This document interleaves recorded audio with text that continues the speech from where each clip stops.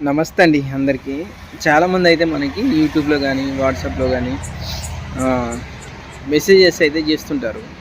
ఏమని అంటే, ఇగ చూడు మెసేజ్ కనిపిస్తుంది. ఆ డిస్‌ప్లే పైన చూడండి.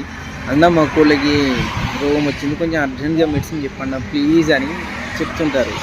మెసేజ్ నేను చదువుతుంటాను కానీ రిప్లై ఇవ్వడం కుదరట్లేదు. ఎందుకు అనంటే, అసలు ఎన్ని కోళ్ళున్నాయో తెలవదు. ఆ కోడి ఏందో తెలవదు. దాని బరువేందో తెలవదు. దాని ఏజ్ ఏంటో తెలవదు. దానికి ఏం రోగం వచ్చిందో తెలీదు. ఏం మెడిసిన్ చెప్తామండి? ఒక్కసారి ఆలోచించండి ఎవరైనా సరే.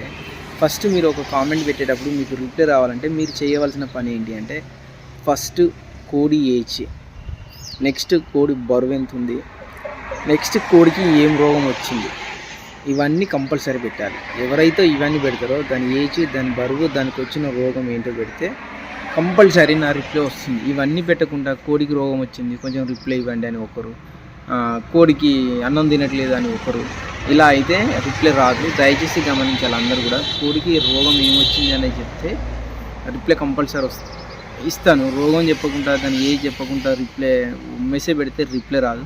ఎందుకంటే నాకు ఎలా తెలుస్తుంది దాని సింటమ్స్ ఏంటి, దాని రోగం ఏంటని.